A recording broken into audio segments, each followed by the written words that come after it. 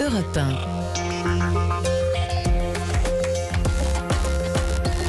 Les experts européens sont en studio. Nicolas Bouzou pour l'économie et Vincent Hervouette pour l'international. Bonjour messieurs. Bonjour Dimitri. Vincent, le Royaume-Uni est traumatisé après l'assassinat au couteau vendredi d'un député conservateur. Il y a de quoi, ça tient aux terroristes et aux parlementaires, à leur foi, à la défaillance de la police, à la vulnérabilité de la démocratie.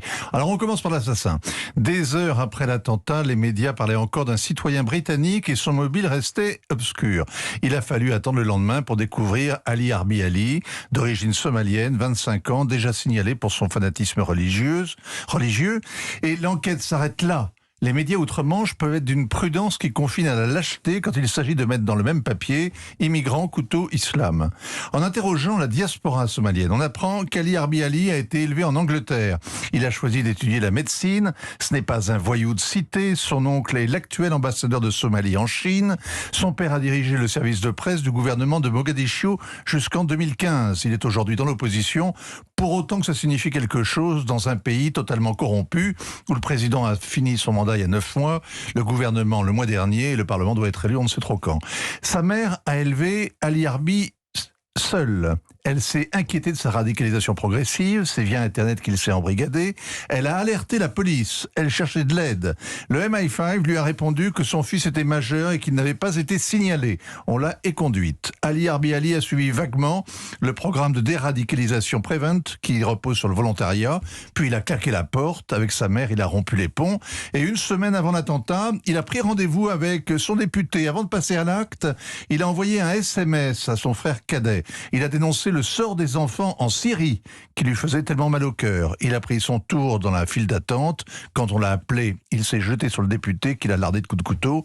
Après, il s'est rassis et il a attendu la police. Voilà, parlons maintenant de la victime, David Amess. Donc ce député a succombé dans l'église méthodiste où il tenait sa permanence. Il avait 69 ans et derrière lui une longue carrière parlementaire. Oui, un catholique tué dans une église protestante par un musulman. L'honorable David Amess n'était pas un chrétien honteux, il ne portait pas de masque, sa foi n'était pas confinée à sa vie privée.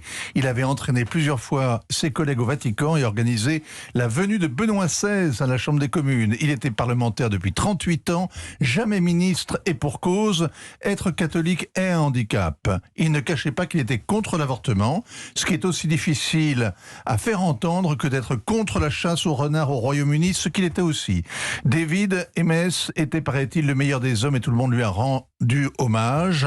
L'archevêque catholique dit que son meurtre est une attaque contre les traditions démocratiques. Le chef de l'église anglicane renchérit un coup dur pour ceux qui souhaitent une démocratie pacifique. C'est ce qu'ont retenu les médias.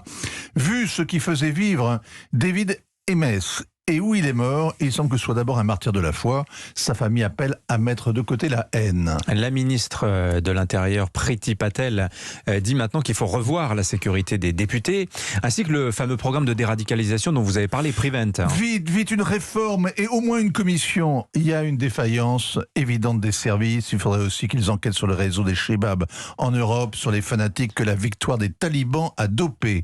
Au Royaume-Uni, les honorables membres du Parlement tiennent leur permanence quoi qu'il en coûte. Même les ténors ne sont pas retranchés dans leurs bureaux, ils essuient les doléances de leurs électeurs, ils sont à leur service, ils sont payés pour ça. Avec les bobbies qui patrouillent sans armes, cette vulnérabilité est un symbole de la vigueur de la démocratie et de la confiance en eux des Britanniques. Et c'est cette tradition aussi que le terrorisme islamique remet en question. Je ne crois pas avoir lu l'information sur le SMS envoyé par le tueur à son frère dans la presse britannique. Ni l'oncle ambassadeur, ni tous les détails sur la famille. La presse est extraordinairement pudique.